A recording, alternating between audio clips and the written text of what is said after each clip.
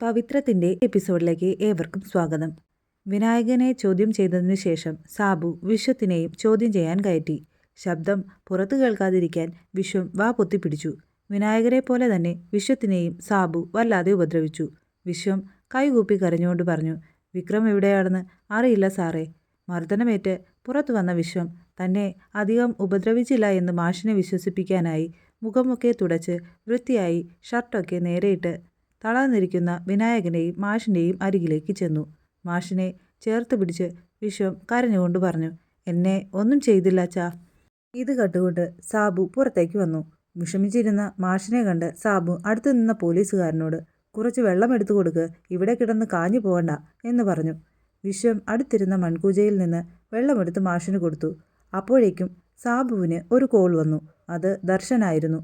ദർശൻ ചോദിച്ചു, സുധാകരൻ മാഷിനെയും മക്കളെയും അറസ്റ്റ് ചെയ്തു എന്ന് കേട്ടല്ലോ, എന്താ കേസ്? സാബു പറഞ്ഞു, അറസ്റ്റൊന്നുമില്ല വക്കീലേ, ആ വിക്രത്തെപ്പറ്റി അന്വേഷിക്കാൻ വിളിച്ചു വരുത്തി, അത്രയേ ഉള്ളൂ. ജാമ്യമെടുക്കാൻ ആരെയെങ്കിലും അയക്കണോ? ദർശൻ ചോദിച്ചു. എന്തിന്? ഇപ്പോൾ തന്നെ വിട്ടേക്കാം. സ്റ്റേഷൻ ജാമ്യത്തിൻ്റെ പോലും ആവശ്യമില്ല വക്കീലേ. കോൾ കട്ട് ചെയ്ത ശേഷം സാബു മാഷിനോടായി പറഞ്ഞു, എടോ മാഷേ, താൻ വിഷമിക്കണ്ടടോ. തൻ്റെ മകനില്ലെങ്കിലും മരുമകളുടെ കൂടെ ആ പഴയ കാമുകനുണ്ടല്ലോ, അവള് വിവരമറിഞ്ഞ് വിളിച്ചു പറഞ്ഞതുകൊണ്ട് ആകും അവൻ്റെ ഈ വിളി, ജാമ്യമെടുക്കാൻ വരണോന്ന്. തൻ്റെ മോൻ കൊല്ലും കൊലയും നടത്തി ജയിലിലായാലും മരുമോൾക്ക് കൂട്ടുണ്ടെന്ന് സാരം. ഇത് കേട്ടതും ദേഷ്യം കൊണ്ട് മാഷ് കൈ ചുരുട്ടി. ഇത് കണ്ട് സാബു പറഞ്ഞു, കൂടുതൽ മുഷ്ടിയൊന്നും ഞെരിക്കേണ്ട. ഈ പ്രായത്തിൽ ആവേശം നല്ലതല്ല. പിള്ളേരെയും കൂട്ടി പോകാൻ നോക്കടോ. സാബു വാസവനെ വിളിച്ചു. അവർക്കാർക്കും അവൻ എവിടെയാണെന്നറിയില്ല സാർ. ഞാൻ പരമാവധി ശ്രമിച്ചതാ. അവൻ്റെ 2 ചേട്ടന്മാരെയും അയാളുടെ മുന്നിലിട്ട് ഞാൻ നന്നായി പെരുമാറി. എന്തെങ്കിലും അറിയാമെങ്കിൽ അവർ പറഞ്ഞേനെ.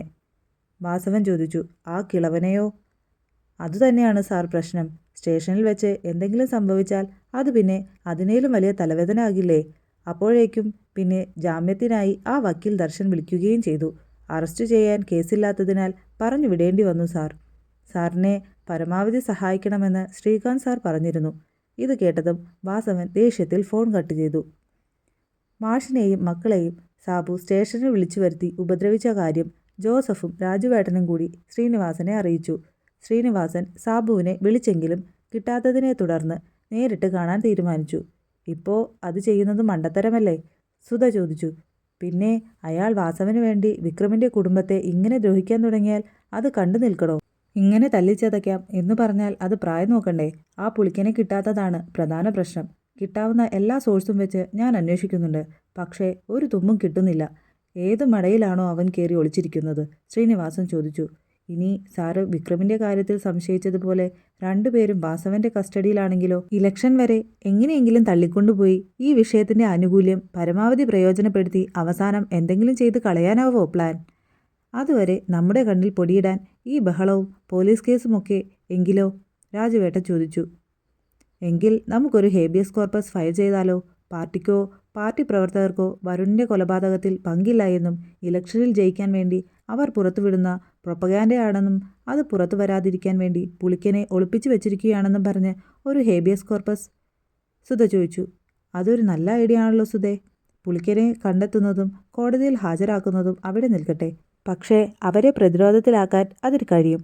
ആളുകൾക്കിടയിൽ ആ വാർത്ത മാക്സിമം പ്രചരിപ്പിച്ചാൽ നമ്മൾ നീതിക്ക് വേണ്ടി ശ്രമിക്കുകയാണെന്നും നമ്മുടെ ഭാഗത്തല്ല തെറ്റെന്നും വരുത്തി തീർക്കാൻ കഴിയും. ശ്രീനിവാസൻ പറഞ്ഞു. എങ്കിൽ വിക്രമിന് വേണ്ടിയും അങ്ങനെ ഒരു പെറ്റീഷൻ ഫയൽ ചെയ്തൂടെ? രാജുവേട്ടൻ ചോദിച്ചു. അതിൽ ചെറിയ ടെൻഷനുണ്ട്. നമ്മൾ സംസാരിച്ചതുപോലെ വിക്രം വാസവൻ്റെ കസ്റ്റഡിയിലാണെങ്കിൽ അവനെ ഒരിക്കലും ലോകം കാണിക്കാൻ അയാൾ തയ്യാറായിന്ന് വരില്ല. അവൻ്റെ ജീവനെ ബാധിക്കുന്ന ഒരു മൂവാവും അത്. നമ്മൾ അങ്ങനെ ഒരു മൂവ് നടത്തിയാൽ അവരാണ് വിക്രമിനെയും പുളിക്കനെയും തടഞ്ഞു വച്ചിരിക്കുന്നതെങ്കിൽ തീർച്ചയായും പാനിക്കാകും. പിന്നെ കാര്യങ്ങൾ നമുക്ക് എളുപ്പമാകും. ശ്രീനിവാസൻ പറഞ്ഞു. വേദയും ദീപ്തിയും ഡൈനിങ് ഏരിയയിൽ ഇരിക്കുകയാണ്. പത്മം അവർക്ക് ജ്യൂസ് കൊണ്ടുവന്നിട്ട് അവിടെ ഇരുന്നു. നിങ്ങളോട് കുറച്ച് കാര്യമായി സംസാരിക്കണമെന്നുണ്ടായിരുന്നു. അതിനുള്ള സമയം ഇതുവരെ കിട്ടിയില്ല. ഒരു പ്രായം കഴിഞ്ഞാൽ അച്ഛനും അമ്മയും പറയുന്നത് ശരിയല്ലെന്നും അവർ പഴഞ്ഞനായി പോയി എന്നൊക്കെ മക്കൾക്ക് തോന്നും. പത്മ പറഞ്ഞു തുടങ്ങിയപ്പോഴേക്കും ദീപ്തി പറഞ്ഞു, ദാ ഇത് തന്നെയാ ആ തോന്നലുണ്ടാകാനുള്ള കാര്യവും. ലോകത്തെ മിക്കവാറും അച്ഛനമ്മമാരും ഇങ്ങനെയൊക്കെ തന്നെയാണ്. ഡസൻ കണക്കിന് ഉപദേശവും കുറേ തത്വങ്ങളുമായിട്ട് നടക്കുന്നവർ അവസരം കിട്ടിയാൽ മക്കളുടെ തൊണ്ടയിലിട്ട് ആ തത്വബോംബ് പൊട്ടിക്കലാണ് അവരുടെ പണി. ഇതിങ്ങനെയാണ് അതങ്ങനെയാണ്. എതിർക്കാൻ ചെന്നാൽ മക്കളേക്കാൾ കൂടുതൽ ഓണമുണ്ട കണക്കും. ഇത് കേട്ട് വേദ പറഞ്ഞു. ദീപ്തി, അമ്മയ്ക്ക് പറയാനുള്ളത് പറയട്ടെ. വേണമെങ്കിൽ കേട്ടോ, എനിക്ക് കേൾക്കേണ്ട ഈ പഴംപുരാണം. അത്രയേ ഉള്ളൂ. ദേഷ്യവും സങ്കടവും കൊണ്ട് ഭ്രാന്ത് പിടിച്ചിരിക്കുമ്പോഴായിരിക്കും ഈ ഉപദേശങ്ങൾ. മറക്ക്, മുന്നോട്ട് നോക്കി ജീവിക്ക് എന്നൊക്കെ ആർക്കും ഉപദേശിക്കാൻ പറ്റും. അനുഭവിക്കുന്നതും ഉപദേശിക്കുന്നതും രണ്ടും രണ്ടാണമ്മേ, ദീപ്തി പറഞ്ഞു.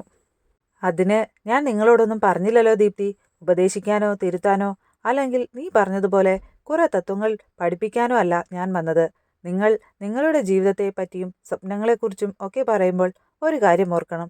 അച്ഛനമ്മമാരും സ്വപ്നം കാണുന്നതും ആലോചിക്കുന്നതും അതേ കാര്യങ്ങൾ തന്നെയാണ്. മക്കൾ ജനിച്ചു വളർന്നു വരുമ്പോൾ അവരെക്കുറിച്ച് കുറെ പ്രതീക്ഷകളും സ്വപ്നങ്ങളുമൊക്കെ കൂടിയാണ് വളർന്നു വരുന്നത്. ഒരു ദിവസം അതെല്ലാം നിങ്ങളുടെ സ്വാതന്ത്ര്യത്തിന് മുകളിലുള്ള നിയന്ത്രണമാണെന്ന് നിങ്ങൾക്ക് തോന്നുന്നുണ്ടെങ്കിൽ അതിനൊക്കെ ഒരു കാരണമേ ഉള്ളൂ. അതിനു പിന്നിലുള്ള സ്നേഹം നിങ്ങൾക്ക് മനസ്സിലാകുന്നില്ല എന്നുള്ളതാ. കഴിഞ്ഞ ഒരു വർഷം കൊണ്ട് ജീവിതത്തിൽ ഒരുപാട് കാര്യങ്ങൾ സംഭവിച്ചു. അത് നിങ്ങളുടെ അച്ഛനുണ്ടാക്കിയ നാണക്കേടിനെ പറ്റി എപ്പോഴെങ്കിലും ആലോചിച്ചിട്ടുണ്ടോ? സ്വാതന്ത്ര്യത്തെക്കുറിച്ചും വ്യക്തിത്വത്തെക്കുറിച്ചും മാത്രം ബോധ്യമുണ്ടായിട്ട് കാര്യമില്ല. ഉത്തരവാദിത്തങ്ങളെപ്പറ്റിയും കടമകളെപ്പറ്റിയും അറിയണം. അച്ഛനോട് നിങ്ങൾ നിങ്ങളുടെ ഉത്തരവാദിത്തം നിറവേറ്റിയെന്ന് തോന്നുന്നുണ്ടോ? ലോകത്ത് ഒരു പെൺകുട്ടിയും ചെയ്യാത്തതുപോലെ വേറെ ഒരു ജീവിതം തിരഞ്ഞെടുത്തു. നിനക്ക് അത് സ്വാതന്ത്ര്യമായിട്ട് തോന്നുന്നുണ്ടാകാം.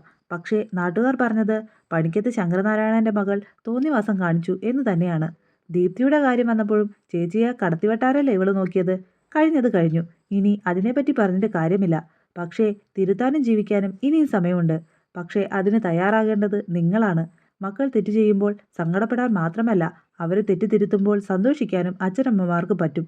പക്ഷേ മക്കൾക്കും കൂടി അത് തോന്നണം എന്ന് മാത്രം. നമ്മൾ ജീവിക്കേണ്ടത് നമുക്ക് വേണ്ടി മാത്രമല്ല മക്കളെ. വല്ലപ്പോഴെങ്കിലും നമ്മൾ കാരണം മറ്റുള്ളവർ സന്തോഷിക്കുന്നുണ്ടോ എന്നുകൂടി നോക്കണം. അല്ലെങ്കിൽ നമ്മുടെ ജീവിതത്തിന് നമ്മൾ വിചാരിക്കുന്ന വിലയൊന്നും കാണില്ല.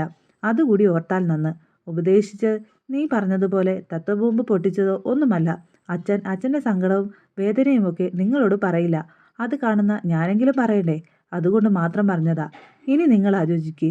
ഇത്രയും പറഞ്ഞ് പത്മം പോയി. എന്ത് തോന്നുന്നു? ഇത് അമ്മ പറഞ്ഞതാണെന്ന് തോന്നുന്നുണ്ടോ ചേച്ചിക്ക്? ഇത് അച്ഛൻ്റെ പ്ലാനാ. അമ്മ വഴി അച്ഛൻ്റെ തീരുമാനങ്ങൾ നമ്മുടെ അടുത്ത് എത്തിക്കാനുള്ള വഴി. പക്ഷേ ഞാൻ എന്തായാലും ഒരു തീരുമാനവും ഇനി അനുസരിക്കാൻ പോകുന്നില്ല. ചേച്ചിക്ക് അറിയോ, വരുൺ മരിച്ച വാർത്ത പത്രത്തിൽ വന്നപ്പോൾ ഇവരെല്ലാവരും സന്തോഷിക്കുകയായിരുന്നു. ഇനി എൻ്റെ ജീവിതത്തിൽ അവനുണ്ടാവില്ലല്ലോ എന്ന സന്തോഷം, ദീപ്തി പറഞ്ഞു. അങ്ങനെയൊന്നും വിചാരിക്കേണ്ട ദീപ്തി, വേദ പറഞ്ഞു. ഞാൻ പിന്നെ എങ്ങനെ വിചാരിക്കണം? ആര് വിശ്വസിക്കണം? കൂടെ നിൽക്കുമെന്ന് വാക്കു തന്നിട്ട് അവസാനം ചതിച്ചു കൊല്ലാൻ നോക്കിയവരെയോ? ദീപ്തി ചോദിച്ചു. മോളെ, വിക്രം ഒരിക്കലും അത് ചെയ്തിട്ടില്ല. ഒരിക്കലും ചെയ്യുകയുമില്ല. നീ എന്നെ വിശ്വസിക്കേ, വേദ പറഞ്ഞു. ഇല്ല, എനിക്ക് ആരെയും വിശ്വാസമില്ല. എല്ലാവർക്കും അവനവൻ്റെ കാര്യങ്ങൾ മാത്രമേ ഉള്ളൂ. അച്ഛനായാലും അമ്മയ്ക്കായാലും ചേച്ചിക്കായാലും ആർക്കും. ചേച്ചിക്കറിയാലോ, ഒരു കാലത്ത് ഈ വീട്ടിൽ ആരും എൻ്റെ ഇമോഷന് വില തന്നിട്ടില്ല. എല്ലാവർക്കും വലുത് ചേച്ചിയായിരുന്നു. വേദയെ കണ്ടുപിടിക്കി എന്ന് മാത്രമേ ഞാൻ കേട്ടിട്ടുള്ളൂ. എല്ലാ സ്ഥലത്തും ചേച്ചിക്ക് ശേഷം മാത്രം സ്ഥാനമുണ്ടായിരുന്ന ആളാണ് ഞാൻ. എനിക്ക് ജീവിതത്തിൽ ഒരു വില തന്നത് വരുണായിരുന്നു. അവൻ പോയപ്പോൾ ഇവിടെ എല്ലാവരും ഹാപ്പി. എന്നിട്ട് ഇപ്പോൾ ഇവരുടെ സന്തോഷത്തിന് ഇവർ പറയുന്നത് പോലെ ഞാൻ ജീവിക്കണോ? ഇല്ല. ദീപ്തിക്ക് ഇഷ്ടമുള്ള പോലെ ജീവിക്കും. ഒരാൾക്ക് വേണ്ടിയും ഞാനിനി എൻ്റെ ജീവിതം ഹോമിക്കാൻ പോകുന്നില്ല, ദീപ്തി പറഞ്ഞു. സ്റ്റേഷനിൽ നിന്ന് വീട്ടിലെത്തിയ വിനായകന് നന്ദിനി ചൂട് പിടിച്ചു കൊടുക്കുകയാണ്. എന്നാലും ആ ദുഷ്ടൻ ഇങ്ങനെ ചെയ്തല്ലോ. നമുക്കറിയില്ല എന്ന വിവരം പറഞ്ഞില്ലേ മാഷേ? എന്നിട്ടും അയാൾ എന്താ ഇങ്ങനെ?